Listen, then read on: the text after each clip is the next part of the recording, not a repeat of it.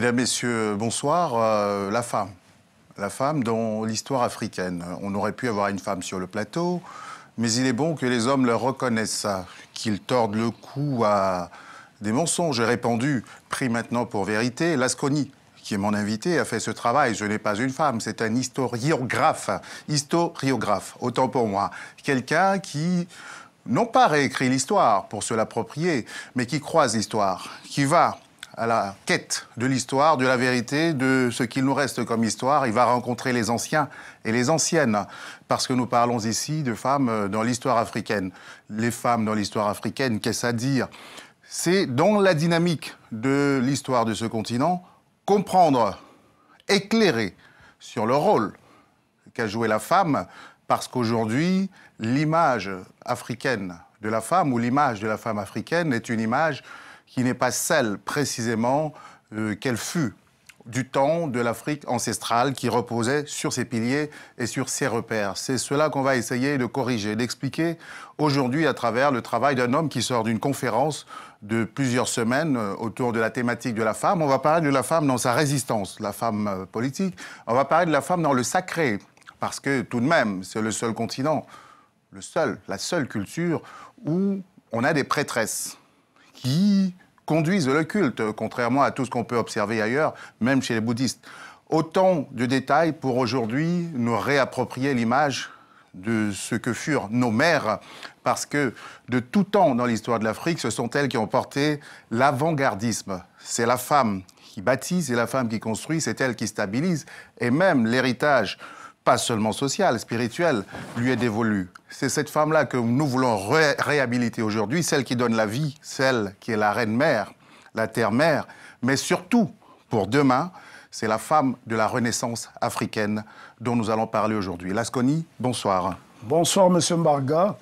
Bonsoir aux téléspectateurs et à tous les techniciens de Télé-Sud. Ah, merci beaucoup. Je suis heureux de vous recevoir. À nouveau, vous étiez là une première fois pour nous parler des merveilles de l'Afrique, l'Afrique coquette, comme vous l'appelez dans votre langage à vous. Trésor caché d'Afrique, c'était le titre de cette émission-là, qui a fait un record d'audience sur Télé-Sud. D'ailleurs, c'est l'occasion d'inviter les gens à la regarder de nouveau. Mais aujourd'hui, parce que vous êtes quelqu'un qui allait sur le terrain, vous prenez des photos, vous enseignez dans des écoles africaines, vous vous nourrissez à la tradition africaine, vous nous avez ramené beaucoup de choses. Et d'ailleurs, quasiment toutes les photos que nous verrons aujourd'hui sont des propriétés de vous-même, de votre bibliothèque, du travail que vous faites. Oui, évidemment, je n'enseigne pas seulement dans des écoles africaines, j'enseigne également dans des écoles occidentales, aux Antilles, en Europe, dans les Amériques. Et ma dernière conférence remonte il y a à peine 2 jours. J'étais à Rouen, invité par une structure estudiantine qui comptait des futurs ingénieurs et des managers, puisque nous parlons de Renaissance africaine. Ce serait l'occasion de rendre hommage à la femme africaine, puisqu'il n'y a pas de nation sans peuple et il n'y a pas de peuple sans famille. Comme c'est la femme qui donne la vie, la femme est forcément la coucheuse des nations. Et il serait d'ailleurs bon de parler de la princesse Yenenga, qui a accouché l'Empire Mossi. Ah, si vous voulez y arriver, on y arrivera tout à l'heure. Sauf si vous ne le souhaitez pas, à ce moment on continuera. Je voulais quand même, parce que tout le monde ne vous a pas encore vu, que pendant 2 minutes, on vous présente, après une petite virgule, et ensuite on rentre dans le vif du sujet. Ça vous tente? Très bien. Très bien. Petite virgule, on présente notre invité. Alors, Lasconi, vous avez vu comment j'ai bafouillé tout à l'heure sur un mot que je ne vais pas répéter. Historiographe. Voilà. Qu'est-ce que c'est précisément? Alors, la différence entre historien et historiographe, il y a souvent une confusion. La marge qui sépare les deux n'est pas très importante, mais il faut tout ce qui est graphe relève de l'écriture. Sténographe, bibliographe. Donc, historiographe, c'est celui qui consigne l'histoire. L'historien, c'est celui qui étudie et enseigne l'histoire. Donc, vous consignez l'histoire, c'est quoi? Consigner l'histoire, c'est écrire l'histoire. Quand on est témoin de l'histoire, on l'écrit pour qu'elle puisse être transmise. Donc, c'est pour cela qu'on parle de historiographie. D'accord. Et vous êtes documentariste également? Oui, je suis également documentariste, à ne pas confondre avec documentaliste. Documentariste, c'est celui qui réalise les films documentaires. Documentaliste, c'est celui qui s'occupe de la documentation, donc du papier. Et en tant que documentariste, vous avez combien de documentaires à votre actif? Bon, disons que j'ai l'une des plus importantes banques d'images privées sur le monde noir. J'ai à peu près 26 000 rushs et plus de 174 000 photographies sur le monde entier. Et j'ai publié exactement une trentaine de films documentaires à mon nom personnel, mais j'en ai également réalisé... Qui sont diffusés sur des médias grand public. Sur des chaînes publiques, effectivement. Et vous diffusez aussi largement? Oui, sur Internet, pour vulgariser la connaissance, permettre à ceux qui ne peuvent pas accéder aux médiathèques de pouvoir s'imprégner de tout ce savoir. J'ai présenté le sujet à ma façon. J'aimerais que vous le présentiez, vous, parce que le sujet m'a été inspiré par une conférence très édifiante que vous donnez en ce moment sur ce sujet. Vous avez fait le tour, je vous ai suivi parce que je suis attentivement vos travaux. Vous, c'est quoi l'émission d'aujourd'hui dans votre esprit? L'émission d'aujourd'hui, pour moi, c'est de montrer le rôle de la femme africaine dans les sociétés africaines. Parce qu'il faut gommer la caricature qui consiste à présenter la femme africaine. Lorsqu'on parle de la femme africaine, c'est l'idée qui revient tout de suite à l'esprit, c'est l'excision, c'est la polygamie, c'est comme si la femme africaine était une victime. Mais je voudrais ici prouver avec des images le contraire de ce qu'est la femme africaine. Parce que la femme africaine est au cœur même du pouvoir en Afrique. Eh bien, rentrons dans le vif du sujet tout de suite, sans fioriture.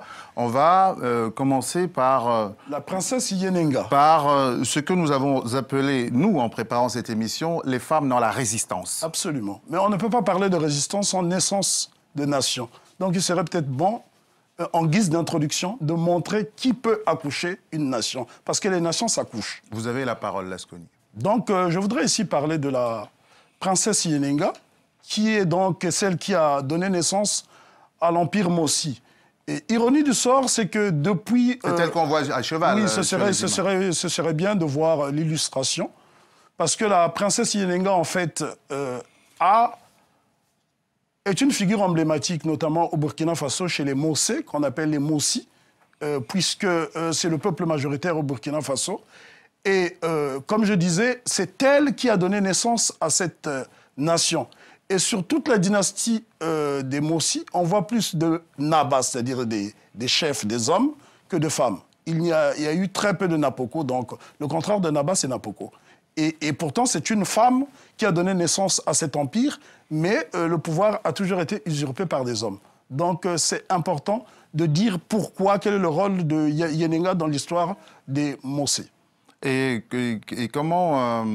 quelle est la prééminence d'un système où finalement le pouvoir a été arraché aux femmes qui l'ont donné? Disons que l'expérience nous a montré que lorsque les hommes prennent le pouvoir, il y a souvent une dérive dictatoriale. On ne peut pas parler de renaissance africaine sans rétablir la femme africaine dans son rôle premier, qui est celui d'accoucheuse des nations, donc la femme de pouvoir. Aujourd'hui, l'espoir est permis, la renaissance africaine est effective pour la bonne et simple raison. Personne n'aurait imaginé qu'en moins d'une décennie, on aurait 3 femmes élues à la magistrature suprême en Afrique.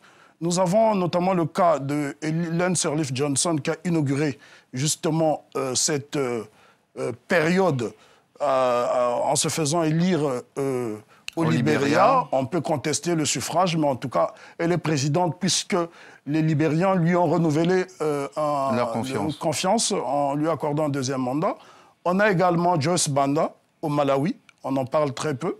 Et en 3e, Madame Catherine Panza-Samba, qui est actuellement la présidente de la République centrafricaine. En préparant cette émission, quelqu'un m'a dit oui, mais il y a des présidentes qui ont été imposées. Et moi, je lui ai dit, mais allez donc imposer une femme à la tête de certains pays. Ce qui n'est pas évident. Il faut quand même qu'il y ait une mentalité qui accepte cela. Absolument. Et donc, ce sont des atavismes profonds dans les esprits. Absolument, absolument. D'autant plus que je pourrais même aller plus loin. On pourrait, s'il ne serait pas exagéré de dire que l'Afrique tout entière, aujourd'hui, est dirigée par une femme, puisque Mme Nkosazana Zuma, qui est la présidente de la Commission de l'Union africaine, est une femme. Donc, On en parlera dans le chapitre, notamment, des femmes plus politique. Mais revenons à ces accoucheuses de nations, comme vous les qualifiez, et ces résistantes. Parlons de la princesse Yenenga. Est-ce qu'elle a accompli un acte de résistance pour sa part, ou alors on parlera plus... C'est plutôt sa descendance, comme le Naba Oubri, le Naba Zungrana, c'est ceux-là qui ont résisté face à l'envahisseur. Parce que n'oublions pas que la lutte des Mossé a été une... Je parle de Mossé pour être en harmonie avec l'historiographie africaine, parce que quand on dit Mossi, on sort du cadre africain, c'est un peu l'historiographie coloniale. Et donc, Yenenga a eu le mérite d'avoir accouché une dynastie de résistants. Parce que si vous lisez Combat pour l'histoire africaine de... Ibrahim on a le nom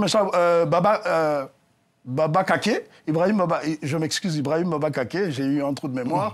Combat pour l'histoire africaine montre comment les Mossé ont repoussé aussi bien la colonisation arabo-musulmane que la colonisation française.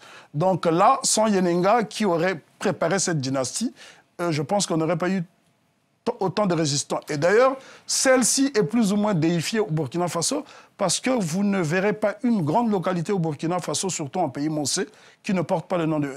où on ne trouve pas une place ou une artère principale qui porte le nom de Yenenga. Plus au sud de l'Afrique, Néanda, au Zimbabwe. Oui, alors Néanda Nyakasikana est une princesse, c'est la fille d'un des monarques du Monomotapa, qui s'appelait à l'époque Natimba Mutola. Alors, Néanda est ce qu'on appelle un insvikiro, c'est-à-dire une chef spirituelle. C'est elle qui est considérée au Zimbabwe actuel comme le précurseur de la lutte de libération, puisque c'est elle qui a inspiré en 1896 ce qu'on appelle la Chimurenga. Chimurenga qui signifie en langue shona la bataille. Et sans cette bataille, on n'aurait pas connu la deuxième Chimurenga, menée par... on la voit sur une photo, c'est une femme qui a l'air très simple dans son pagne. Oui, non, mais justement, c'est une photo qui a été prise par les Britanniques lors de son arrestation, puisqu'elle a été capturée en 1897 et un an après, elle a été exécutée avec... c'est elle qu'on voit à l'image, là. Celle qu'on voit à l'image, effectivement. Et donc, c'est elle qui a inspiré la Chimurenga. Sans la première Chimurenga, la deuxième n'aurait pas été possible. La deuxième a été menée par des hommes, Robert Mugabe et Joshua Nkomo. Et c'est celle-là qui a débouché sur les accords de Lancaster House en 1977 en Grande-Bretagne. Vous parlez également de ces femmes qui se sont battues pour le Ghana. Oui, notamment la reine Naneya Santewa I, dont on parle très peu alors que son rôle a été majeur dans l'histoire de la résistance africaine. Lors de notre dernière émission, j'avais évoqué brièvement son épopée. Malheureusement, on n'avait pas eu la possibilité d'illustrer à cause des problèmes techniques. Cette fois-ci, nous avons des images... C'est avec elle que vous êtes en image Non, c'est pas elle. Parce que je n'aurais pas pu faire une photo avec elle. Elle s'est éteinte en 1900, donc il y a 114 ans. Non, mais sa petite fille, pardon. Oui, c'est sa petite fille avec laquelle je suis en image, oui. Mais on pourrait voir... Elle reviendra... D'accord. Alors, Naneya Santewa a joué un grand rôle pour la bonne et simple raison, c'est qu'elle a mis en déroute les troupes britanniques qui ont tenté de conquérir le royaume Ashanti. Et lorsque Otumfo, la Santeno Otumfo II a été déporté aux îles Seychelles, c'est elle, Naneya Santewa, en tant que reine des Djezu, qui prendra la relève, notamment en conduisant un bataillon de 21 000 femmes. 21 000 femmes qui ont guerroyé contre les Britanniques. Quand vous parlez de ces femmes, pardonnez-moi, il y a une expression commune utilisée pour ces femmes guerrières qui est Amazone. Vous rectifiez. C'est justement l'historiographie de dire ce n'est pas le mot approprié. Effectivement, parce que Amazone relève de la mythologie grecque. Les Amazones n'existent pas en Afrique. Quand on parle des Amazones, d'ailleurs, c'est une erreur. C'est pour cela que l'histoire africaine doit être complètement écrite, puisque les officiels même utilisent ces expressions qui peuvent être dévalorisantes pour nous. Le terme exact, c'est lequel? C'est Mino. Mino, à ne pas confondre avec les Mina, un peuple qui vit au Togo voisin. Alors, les Mino ont constitué la première garde royale au monde au XIXe siècle, avec notamment le roi Guézo, père de Glélé et grand-père de Béhanzin. Et les Minots ont eu à guerroyer contre les troupes coloniales conduites par le général Amédée Dodds pour conquérir... C'est le même esprit que portait Amilcar Cabral, par exemple. Absolument. Qui avait une armée de femmes autour de lui. Non, pas une armée de femmes, enfin, un bataillon de femmes. Et ces femmes se sont illustrées notamment dans la guérilla contre l'armée coloniale portugaise, puisque Amilcar Cabral est le seul leader africain qui s'est battu pour l'indépendance de deux pays, à savoir la Guinée-Bissau et les Cap-Verts. Alors, quand on parle de femmes soldats ou soldates, est-ce qu'elles ont une particularité? Est-ce qu'on les utilise d'une manière spécifique dans l'armée ou c'est simplement... On ne peut pas utiliser ces femmes. Ce sont ces femmes-là qui utilisent les hommes. Par exemple, chez les Minots, la devise était les hommes au champ, les femmes à la guerre. Donc les hommes n'avaient pas le pouvoir d'utiliser. C'est toujours la femme qui donne la vie. Donc l'homme ne peut pas, en période de guerre, ne peut pas utiliser une femme. Parce que c'est la femme qui connaît l'homme. Ce n'est jamais l'homme qui connaît la femme. Est-ce que nous avons, On a une image d'Amilcar Cabral entouré d'un de ces fameux bataillons. Oui, cette image-là, elle est très parlante. La photo, elle est prise dans le maquis. Dans le maquis, effectivement, en Guinée-Bissau. Et d'ailleurs, Amilcar Cabral a fait un brillant discours lors des obsèques de l'Osadjefio Kwame Nkrumah à Conakry, dans un stade, où il rendait justement hommage à la femme et parlait du concert de la trahison qui est souvent incarné par les hommes. Dans la déclinaison que nous sommes en train de faire du rôle de cette femme dans l'histoire, évidemment, une émission de télévision passant vite, on a pris des grands axes pour illustrer finalement votre propos et votre message, qui est de parler de cette femme qui n'était pas en second plan, qui n'était pas infériorisée, mais qui a toujours eu les mêmes tâches, les mêmes fonctions, et parfois même la prééminence. Oui, mais disons que j'ai souvent tendance à dire à mes étudiants que le féminisme n'a pas droit d'exister en Afrique pour la bonne et simple raison. La femme n'est pas considérée comme l'inférieure de l'homme. Mais est-ce que elle est complémentaire à l'homme. Est-ce que quand vous dites ça, vous parlez de l'Afrique actuelle ou bien dans sa culture profonde? L'Afrique actuelle, parce que l'Afrique qui relègue la femme au second plan, c'est l'Afrique qui a été dominée par le fouet avec des dogmes étrangers. Mais l'Afrique stable... Le fouet, justement, a touché l'Afrique en plein cœur et est très répandu. Mais elle n'a pas touché l'intégralité de l'Afrique. Les Dogons n'ont jamais été colonisés.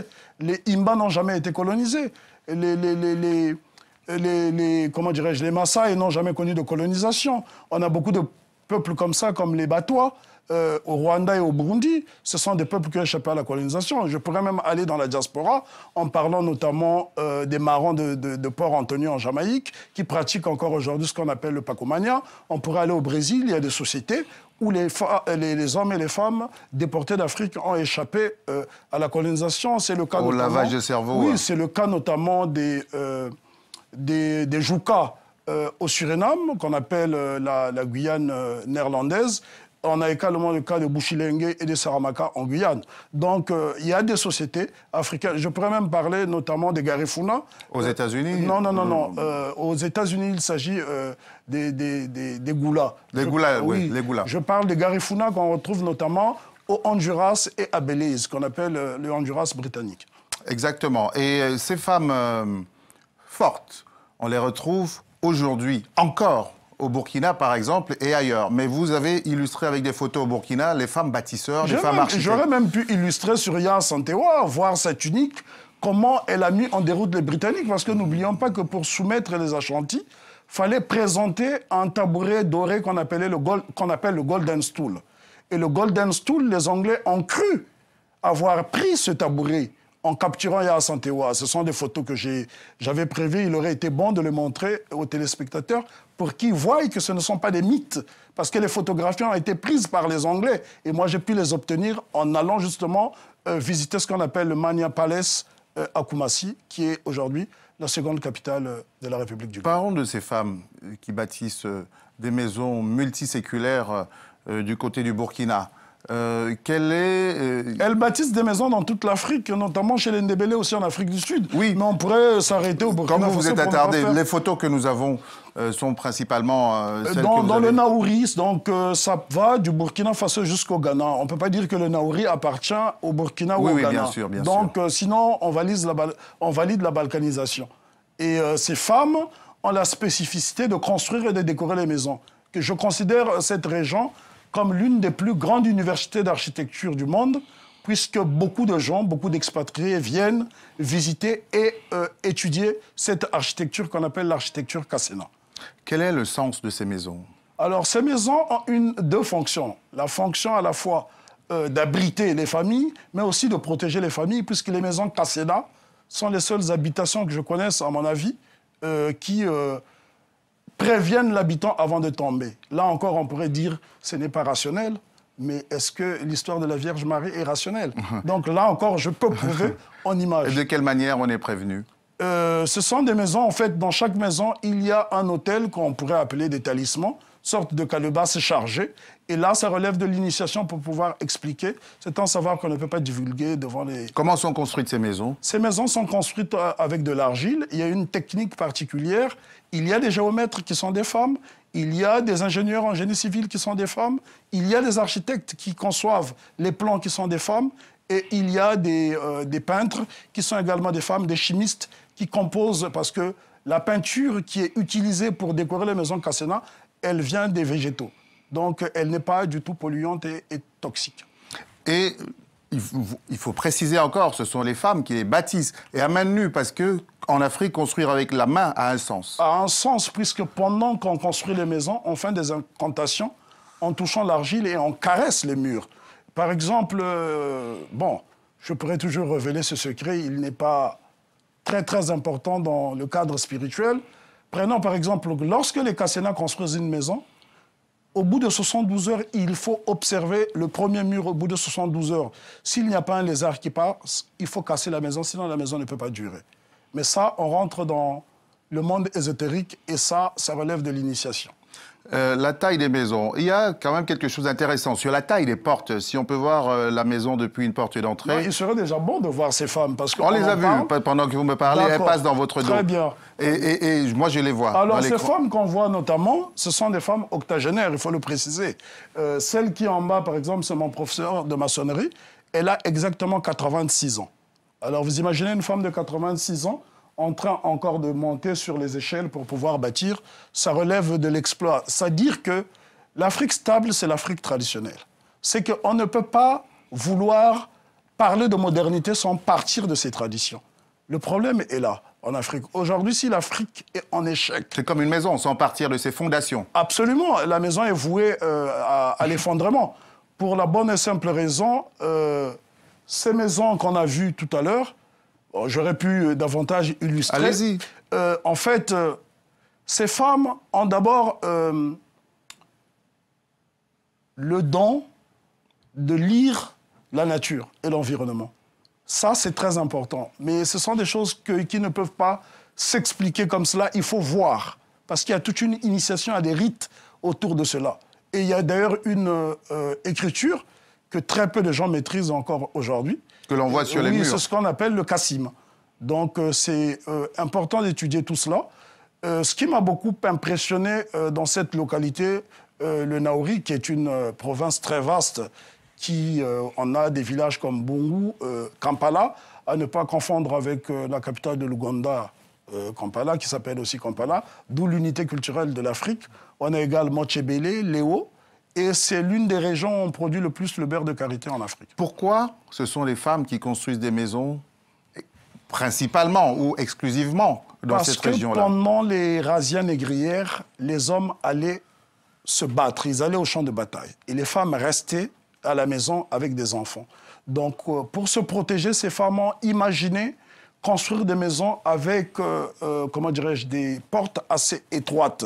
Lorsque les envahisseurs venaient, quand les portes sont étroites, les gens sont obligés de se mettre à genoux. Et lorsqu'ils se mettaient à genoux, on voyait la tête d'un étranger. Systématiquement, il y avait une personne avec une machette pour lui couper la tête. Ce qui fait que ça a été dissuasif et beaucoup de négriers... Ces maisons ont été des maisons de résistance et de résistantes. Voilà, c'est ce qu'on appelle l'architecture Kassena.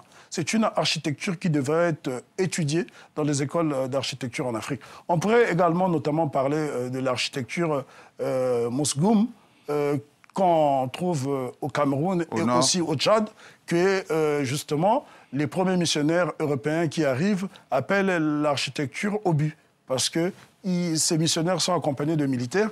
Tout de suite dans l'esprit, ils ont la guerre, et donc ils surnomment cette architecture l'architecture obus. Quand vous parlez de ces femmes bâtisseuses, ces femmes architectes, ces femmes qui construisent, qui gardent, qui veillent, puisque c'est le début de notre exposé même qui posait la question de la Renaissance, elle est d'abord spirituelle et dans une société très linéaire, y compris dans sa spiritualité. Ça nous amène au fait qu'en Afrique, dans le sacré, la femme et l'homme ils font un. Ils font l'unité même. Oui, absolument. L'homme et la femme, dans le paradigme africain, l'homme et la femme sont complémentaires. Il ne faut jamais les opposer. Parce qu'il n'y a pas de femme sans homme, il n'y a pas d'homme sans femme. C'est important de le préciser, de le dire, pour éviter des conflits inutiles. Et cette Afrique-là, aussi longtemps qu'elle sera mise de côté, l'Afrique actuelle ne pourra jamais aller de l'avant. On a remarqué, par exemple, lorsque... prenons, par exemple, je vais citer l'exemple, par exemple, du Rwanda. On peut reprocher beaucoup de choses au régime de Kigali, mais on peut au moins lui concéder l'intellectuel, l'honnêteté intellectuelle exige qu'on reconnaisse que le Rwanda est le pays en matière de droits de femmes qui est le plus progressiste, puisque c'est le seul pays au monde qui a le Parlement majoritairement constitué de femmes. 54% de l'Assemblée nationale au Rwanda est constituée de femmes. L'Afrique du Sud n'est pas mal non plus. L'Afrique du Sud n'est pas mal non plus, puisque la chef de la diplomatie d'Afrique du Sud est une femme. Madame Nkakula, ministre de la Défense de l'Afrique du Sud, est également une femme, en sachant que l'Afrique du Sud est la deuxième marine au monde après la Grande-Bretagne.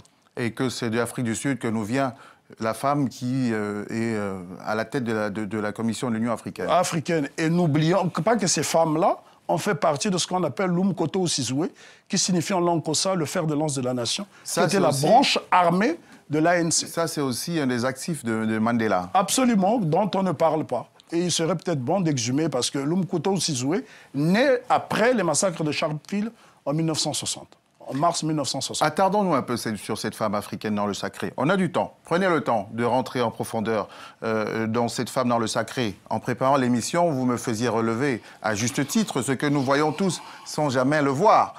Parce que ce sont les esprits qui sont aveuglés pour ne pas voir ce qu'il faut voir. Il y a de prêtresses que dans les cultes africains. Absolument. Si je ne voudrais pas ici faire des comparaisons faciles et inutiles, mais regardez, observez vous-même dans les religions dites révélées, pour ne pas les nommer, vous verrez que ceux qui conduisent les cultes, ce sont toujours des hommes. Ce n'est que dans le vaudou, dans le Kingunza, chez les Congos notamment, qu'on trouve les femmes. Et la femme est d'ailleurs même divinisée. Si vous prenez par exemple l'un des cultes africains les plus populaires en Afrique centrale, c'est le kimbanguisme. Le kimbanguisme n'est rien d'autre que l'œuvre d'une femme qu'on appelle Mama Mouilou, qui n'est autre que l'épouse de Simon Kimbangu. Parce que Simon Kimbangu n'a pas créé le kimbanguisme. C'est après sa mort que son épouse, Mouilou, et Mama Mouilou créent le kimbanguisme. Et on peut voir le résultat que ça a donné, puisque le premier orchestre philharmonique qui compte une centaine de musiciens, il y a autant de femmes que d'hommes, donc nous tombons dans la parité, c'est un orchestre kimbanguiste. Mais est-ce qu'on peut relever quand même, à ce niveau de l'émission, justement la contradiction, d'où elle naît? Cette contradiction entre une Afrique ancestrale profondément, disons, égalitaire, prenons un mot rapidement, même s'il n'y a pas le conflit structurellement dans notre perception des genres, pour faire écho à un débat qui a cours ici en ce moment, et une réalité... Qui ne nous concerne d'ailleurs pas. Ah, pas du tout. Enfin, et une réalité aujourd'hui qui est quand même... est-ce qu'on ne peut pas constater qu'il y a un machisme actuel ? Que ce soit sur le plan politique ou social ou économique. En fait, il suffit d'observer l'Afrique. Je ne parlerai pas d'Afrique précoloniale, puisque ce serait encore valoriser le colon pensant que l'histoire de l'Afrique commence à partir de la colonisation. Je parlerai plutôt de l'Afrique impériale pour emprunter l'expression souvent utilisée par mon collègue et frère Jean-Philippe Omotunde. Dans l'Afrique impériale, qui existe encore aujourd'hui, vous pourrez retrouver cette Afrique chez des peuples comme les Dogons, chez les Mianka, chez les Imba. La femme est l'égale de l'homme. Elle participe à toutes les activités. Si vous allez, par exemple, dans le Naouri, la région où on a vu les femmes bâtisseuses, les femmes ne font pas que seulement bâtir, elles travaillent dans des mines d'or. C'est important. Si vous allez dans les mines comme Kassola, vous trouverez là des femmes qui creusent pour pouvoir sortir du minerai. Donc là encore, c'est une société égalitaire. Vous allez au Congo, vous avez des femmes qui cassent des pierres. Vous allez même à Ouagadougou, en plein Ouagadougou, il y a la carrière de Boulmigou. Là encore, ce sont des femmes qui cassent du granit. Mais seulement, je dirais quand même que par rapport à ma sensibilité, je ne souhaiterais pas que les femmes fassent ce genre de travaux parce que je pense que donner la vie, c'est déjà un grand travail. 9 mois de grossesse, c'est déjà un fardeau. Donc, donner encore ces tâches pénibles à la femme, même si nos sociétés égalitaires, je pense que j'aurais plutôt tendance à les protéger, à interdire aux femmes de faire ce genre de travail. Le salut de l'Afrique passe par le retour de la femme à la place qui a toujours été la sienne. Les résultats sont éloquents. Prenons le cas, par exemple, d'un pays comme le Libéria. Le Libéria a été créé en 1822. Il a accédé à l'indépendance 25 ans après, en 1847. De 1847 jusqu'à 1900, on va dire jusqu'aux années 2000, ça a été la déchirure. Esclavage, coup d'État, guerre civile qui a duré plus de 10 ans. Et il a fallu qu'une femme prenne la tête de ce pays pour que le pays soit apaisé. La barbarie s'effrite. Donc il y a quand même là un signe qu'il faut savoir interpréter. Prenons le cas, par exemple, du Zimbabwe. À l'époque, lors de la première Chimurenga, c'est la femme qui a la tête de la résistance face à la pénétration coloniale. Lors de la pénétration coloniale, je m'excuse. Que se passe-t-il? Pendant la seconde Chimurenga, qui est dirigée par 2 hommes, il y a encore des problèmes conflictuels du pouvoir. N'oublions pas qu'il y a une mini-guerre civile au Matebeleland, notamment cette région dont était originaire Joshankomo. Et on a vu ce que ça a donné. Donc, lorsque la femme est toujours associée, les choses ont tendance à se stabiliser. C'est un équilibre naturel. Absolument, que nous avons absolument. compris. Moi, je suis complètement opposé à cet impérialisme religieux parce qu'on constate que certains pays du Golfe qui ont les moyens financent des structures religieuses pour pouvoir imposer leur mode de vie. Allez-y, prenez un exemple concret. Vous donnez un cours dans une école au Niger. L'année dernière, j'ai été au Niger, à l'université Abdou Moumouni, où j'ai donné plusieurs cours. J'ai même d'ailleurs donné un cours à l'EMIG, une école prestigieuse qui forme l'élite sous-régionale. Et là, j'étais choqué. Dans une classe, dans un amphithéâtre d'à peu près 50 étudiants, il n'y avait que 2 femmes, et les 2 femmes étaient au fond. J'ai dit... Et voilées. Et voilées. Bon, à la rigueur, le voile, les gens peuvent dire que ça protège contre le soleil. Ça ne me pose pas trop de problème, mais le problème, c'est qu'elle soit derrière. Et là encore, l'accoutrement n'est pas un accoutrement africain. Donc, nous assistons à un impérialisme religieux qu'il faut dénoncer parce que cela devient comme normal. Et il y a à peine 3 mois, j'étais dans la ville de Sikasso, au Mali, pour compléter mes travaux. Finissez avec cet épisode du Niger. Et vous demandez à vos étudiantes de passer... Je demande à mes étudiantes, je dis dans ma culture, je ne suis pas là pour bouleverser les cultures des autres, leur mode de vie, mais c'était moi qui donnais le cours, et il m'était insupportable de voir les 2 seules femmes être au fond de la salle. On avait l'impression qu'elles étaient là pour décorer. Donc j'ai demandé à ce qu'elles viennent, et les étudiants étaient un peu choqués. Mais j'ai dû leur expliquer, en leur montrant des images de l'Afrique impériale, que dans l'Afrique impériale, l'homme et la femme étaient côte à côte. On ne les séparait pas. Ensuite, vous parliez de Sikasso. Oui, donc à Sikasso, j'ai observé la même chose également. Pendant que j'étais en train de faire le tour du Tata, qui est donc l'ancienne muraille qui protégeait la ville de Sikasso, là encore, je vois pas mal de femmes qui viennent avec un accoutrement oriental. Et cela me choque. Alors, parce que vous démontrez un certain nombre de choses. avec des illustrations hein, à l'appui de ce que vous dites. Mais vous savez qu'il y a toujours les contradicteurs, ceux mêmes qui ont donné l'image qui nous pénalise aujourd'hui et qui vous diraient tout ce qu'on a raconté comme mensonge. Essayez d'aider ceux d'entre nous qui sont encore enchaînés ou sous l'emprise de ce discours-là, en leur donnant des clés encore même plus lointaines sur la femme qui est le cœur du pouvoir, de la spiritualité et de la culture en Afrique. Disons que la véritable difficulté pour ces personnes, c'est que l'Africain est éduqué pour être hostile à sa propre culture, à sa propre personne. Donc lorsque, par exemple, on donne l'exemple du vaudou, les gens vous diront que c'est du fétichisme, c'est dangereux. Et il ne faut pas... Donc les gens n'osent même pas avoir la curiosité intellectuelle de voir ce qui se passe. Je ne suis pas comment dirais-je, un adepte du vaudou, mais en tant qu'observateur, j'ai pu voir comment ça fonctionne. Des femmes qui dirigent le culte, c'est quand même impressionnant. Il y a eu un débat en Angleterre qui a fait couler beaucoup d'encre. Je connais très bien la Grande-Bretagne. Et lorsque l'archevêque de Canterbury a nommé une femme pour diriger une paroisse anglicane, ça a fait couler beaucoup d'encre. Alors que chez les Africains, ça passe comme une lettre à la poste. Donc je parle de l'Afrique traditionnelle, l'Afrique stable. Et souvent, pour justement balayer ces clichés, il est bon de montrer ces exemples. Est-ce que ça ne doit pas commencer par la famille, d'abord? Oui, la famille, mais si les parents sont aliénés, le résultat sera le même. Mais comment on fait? Comment on procède? C'est quoi? C'est l'éducation? C'est l'éducation, c'est l'éducation, parce que le malheur de l'Afrique, c'est que l'élite africaine n'est pas assez africaine. Nous vivons avec des cultures d'emprunt et nous voulons reproduire ce qu'on voit ailleurs, parce que dans la mentalité du colonisé, ce qui vient d'ailleurs est toujours meilleur que ce qui se trouve sur le continent. Et conclusion, on devient des mauvaises copies, des pâles copies. Nkrumah en parle dans son ouvrage Africa Must Unite.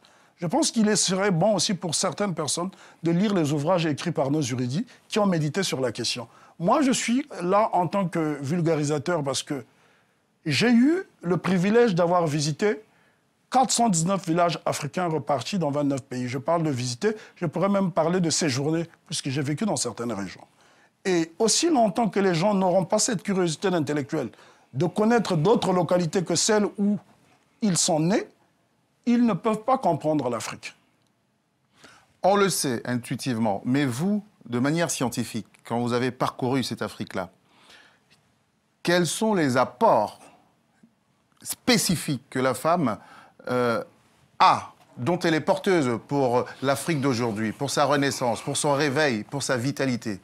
Il serait difficile de confier la femme dans un seul domaine. La femme a été partout. On a vu les images de la femme dans la résistance, on a vu les femmes... Non, pas dans le domaine, en termes d'esprit. C'est-à-dire que les anciens étaient éclérés pour lui donner cette place, qui est la place même primordiale, en réalité. Puisque si on lui donne si on ne lui donne pas la... si on parlait de donner encore, on rentre dans le machisme et ça fausse. Oui, si elle a la prééminence dans la spiritualité, dans le sacré, qui est le cœur même de tout, parce qu'elle a la prééminence. On dit que spirituellement, elle est plus forte que l'homme. Mais c'est évident, puisque c'est elle qui donne la vie.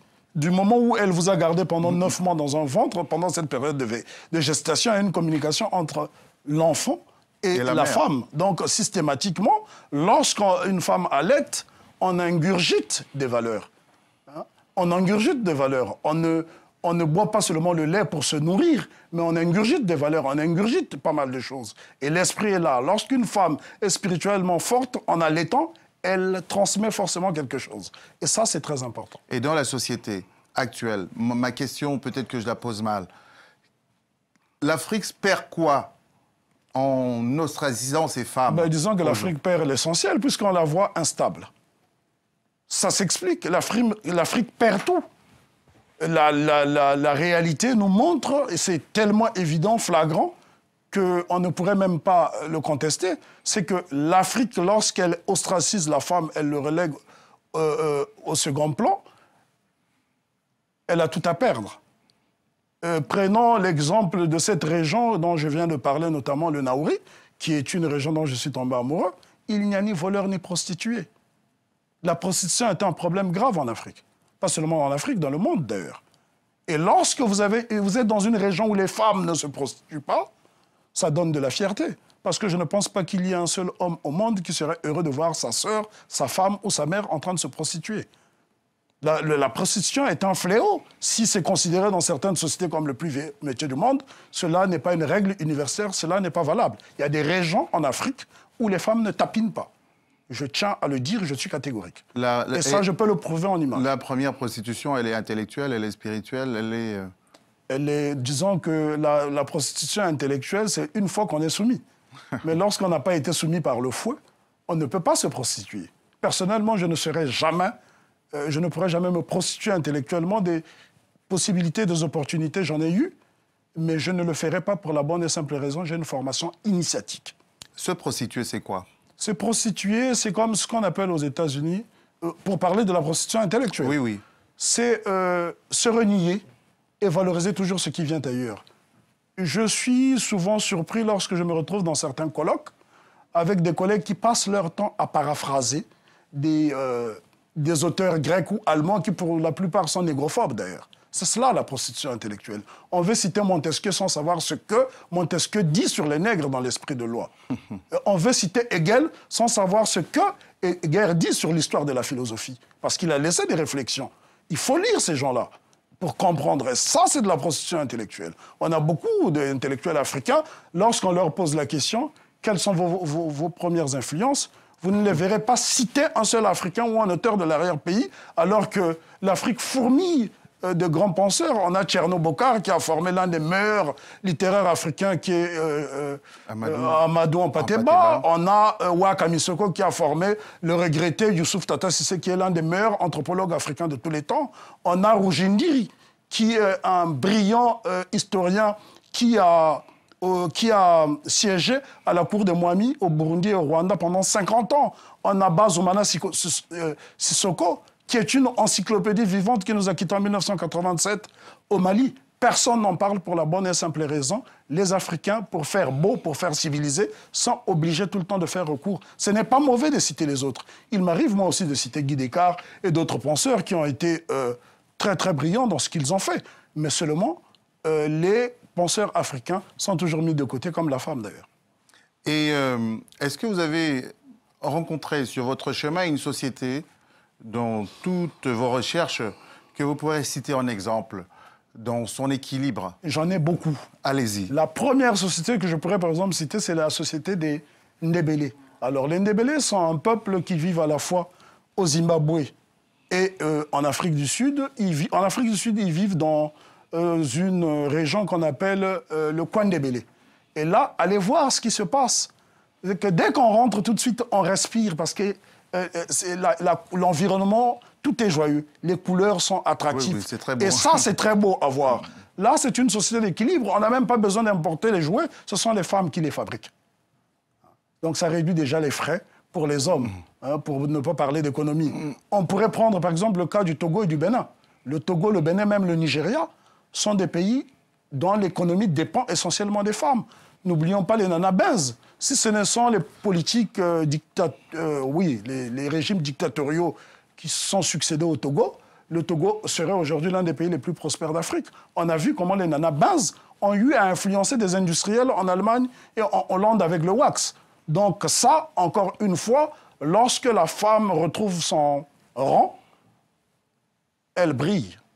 Qu'est-ce que vous dites à une femme africaine, par exemple, parce que les Africains sont éclatés maintenant à cause de l'histoire, ils sont très nombreux ici, qui est peut-être dans la diaspora, qui est chef d'entreprise, disons, et qui a un problème avec ce qu'on lui renvoie à chaque fois. Vous lui dites quoi? En fait, pour bâtir sa fierté. Disons que ma formation... C'est un cas qui m'a été posé, je vous pose la question. Oui, mais disons que c'est une question piège. Pourquoi? Je pourrais y répondre aisément. Je ne veux pas apparaître comme un gourou qui veut diriger les gens vers un culte particulier. Je n'aime pas les dogmes. C'est juste réparer cette personne avec une longue tradition de réussite. Disons que déjà, quand on voit ce qu'on voit majoritairement, on a parfois même l'impression que la femme africaine aux cheveux naturels est une espèce rare. nous sommes le seul peuple dont les femmes portent des cheveux de cadavre. Et cela, on devient comme des poubelles ambulantes. Donc ça me pose un problème. Il y a une certaine laideur qui s'affiche à une femme comme ça, ne peut que produire des enfants faibles. Non, mais excusez-moi. On ne peut pas en rire, mais non, mais c'est une tristesse. Vous avez des formules terribles. Des cheveux qui sont pris sur des cadavres en Inde, qu'on javelise un peu et qu'on porte. Et ça coûte cher d'ailleurs, et les hommes apparemment aiment ça. Finalement, on touche à l'image de soi. Mais bien sûr que c'est important. Je crois même que ceux qui nous fournissent ces cheveux-là, bon, personnellement, moi, je n'en porte pas, je suis chauve, mais lorsqu'on voit cela, c'est catastrophique. Hein? On a l'impression que pour être belle, la femme africaine, elle est obligée de devenir artificielle. Faux cheveux, faux ongles. Mais où est passée notre tradition? La tradition, elle est là. La tradition, elle est là, mais puisque nous sommes lobotomisés. Lorsqu'on est lobotomisé, le cerveau ne fonctionne plus. Il ne voit plus. Oui, on devient systématiquement aveugle. On ne voit de la laideur que dans tout ce qui est Afrique. Qu'on aille vers ces femmes qui savent encore tresser. Elles sont là, l'Afrique n'a jamais disparu. Qu'on aille vers ces femmes qui savent encore tisser, qui savent encore faire tout ce qu'il y a de beau dans le Ndébélé et ailleurs. Absolument. Pour s'en nourrir et enseigner, parce qu'il faut transmettre. Oui. Puisque ce sont des poches maintenant de survivance. Et la peur, c'est qui vient récupérer tout ça? Est-ce que dans certains pays, il y a une organisation, à part des gens comme vous? Oui, il y a des organisations. Au Burkina Faso, il y a des organisations. Je cite souvent le Burkina Faso parce que c'est un pays où je travaille beaucoup. Et donc, j'ai plusieurs exemples. Il y a des organisations, parce que n'oublions pas que le président Thomas Sankara a fait un véritable travail pour promouvoir la femme. Il a réhabilité toute cette culture qui a été enfouie pendant des siècles de colonisation. Donc, aussi longtemps que les femmes africaines, il n'y a pas que les femmes, hein, bon, puisque l'émission est consacrée aux femmes, nous parlons essentiellement des femmes, parce qu'on pourrait aussi tomber dans l'ostracisme, donc c'est pour cela qu'il est bon d'être précis. Il n'y a pas que la femme africaine qui est lobotomisée. Et si quelqu'un vous renvoyait de manière péremptoire?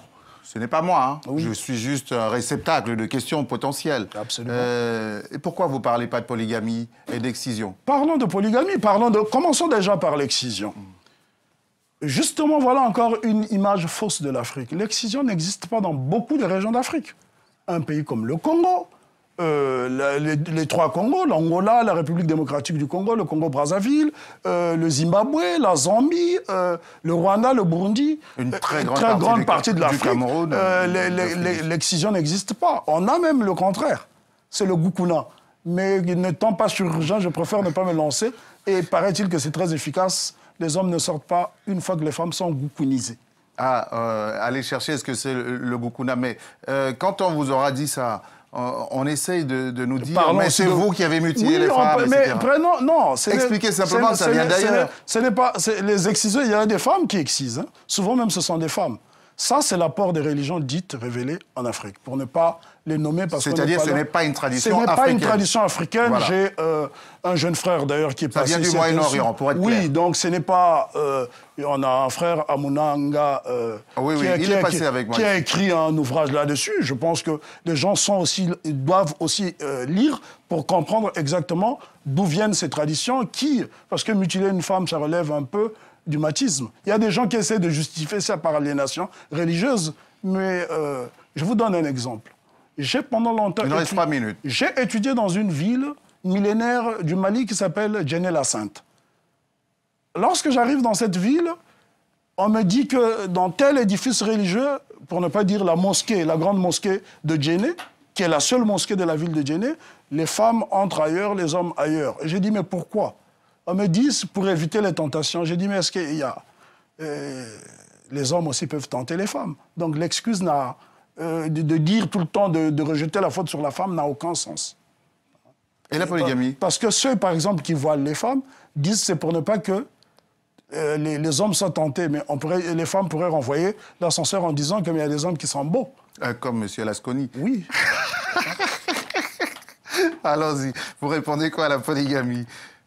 Il y a des sociétés où la polygamie... C'est d'abord quel sens, la polygamie? Bon, disons que la polygamie, oui, on ne peut pas dire dans l'histoire africaine. On dirait tout simplement dans les sociétés Oui. Dans les sociétés africaines, parce que les sociétés sont quand même diverses. Il y a quand même... Et puis, ce n'était pas partout non plus. Oui, ce n'était pas partout. Il y a des régions Mm. en Afrique où, prenons par exemple chez les Congos, peuple dont je suis, auquel j'appartiens, chez les Congos, la polygamie est très marginale. Si vous prenez par exemple le royaume Congo, il y a eu autant de femmes que d'hommes sur le trône. Et quand on dit femme reine en Afrique, ce n'est pas l'épouse du roi, c'est le chef politique. C'est le chef, absolument, absolument. Merci pour la précision. J'ai failli c'est très important. C'est très important. Et c'est le seul continent aussi comme ça. Mais bien sûr, on pourra en citer sans réfléchir. On a notamment chez les Congos une femme qui a été divinisée dans un culte qu'on appelle le Kimunza. Et Kimpavita. Kimpavita, qui a été brûlée sur le bûcher par des missionnaires portugais en 1704. On pourrait citer la reine Zinga, qui a résisté face aux occupants portugais. On a beaucoup d'exemples sans réfléchir dans notre histoire. Et d'ailleurs, même chez les Congos, où on a beaucoup de prêtresses, notamment les Mamangunga, qui ont été des grandes chefs spirituels dans l'histoire du royaume Congo. Eh bien, j'aime vous écouter, Lasconi. J'aurais bien voulu davantage il nous reste étaler. 1 minute. Comme je vous aime beaucoup, je vous prête 30 secondes. Et je vais dire au revoir ensuite. Dites quelque chose, le mot de la fin, en 30 secondes. Je dirais particulièrement aux femmes africaines, puisque cette émission leur est consacrée, de se débarrasser de toutes les saletés qui viennent de l'Inde ou du Brésil, qu'elles renouent avec la beauté. Parce que les canons esthétiques, pour mieux terminer, lorsque j'observe les défilés de mode africaine, je suis outré de voir des femmes squelettiques, parce qu'on prend des canons esthétiques qui viennent d'ailleurs et qui influencent notre mode de vie. Mais elles existent aussi dans la Oui, nature. je ne stigmatise pas, mais il y en a qui veulent. Il y a des femmes qui sont naturellement minces. Et d'ailleurs, elles sont jolies. Lucie, elle est très belle. Elles sont très jolies comme ça. Mais c'est celles qui se privent de manger pour justement être minces. Tant qu'on est mince naturellement, ça ne pose aucun problème. Mais voyons bien que la société africaine, les femmes africaines en général sont assez fortes. Et celles qu'on nous présente dans les magazines ne reflètent pas toujours l'Afrique. En tout cas, moi, je retiens de cette émission, pour l'avoir préparée avec vous, pour l'avoir faite avec vous, qu'en Afrique, il n'y a pas d'opposition dans la structure intellectuelle, spirituelle et culturelle africaine entre l'homme et la femme. C'était le fondement même dans la conception de la divinité. Dieu n'a pas une longue barbe chez nous, il est homme et femme, il est l'ensemble des deux. Et la société était basée sur ce principe-là. Ça a disparu dans beaucoup trop de cas et ça accompagne tous les autres dégâts que nous connaissons au niveau de l'équilibre de l'Afrique de façon générale. Et si l'Afrique se porte si mal aujourd'hui, c'est en partie parce que la conséquence de la violence avec les envahisseurs de la rencontre a déstructuré le tissu familial. D'un côté, on a écarté la femme de ce qu'elle était, l'assise spirituelle et morale, et on a écarté l'homme de ce qu'il était, l'autorité, pour devenir quelquefois ce qu'on donne, ce que ça a donné, par exemple, aux États-Unis, dans la communauté noire, où c'est très connu. Aussi dans les Caraïbes, parce que la monoparentalité est justement l'une des conséquences de l'esclavage. Eh bien, l'émission est terminée. Je vous donne rendez-vous dans 15 jours, je pense, avec une femme, pour parler peut-être d'hommes. On verra bien. Bonsoir, merci d'être fidèle à cette émission. Au revoir.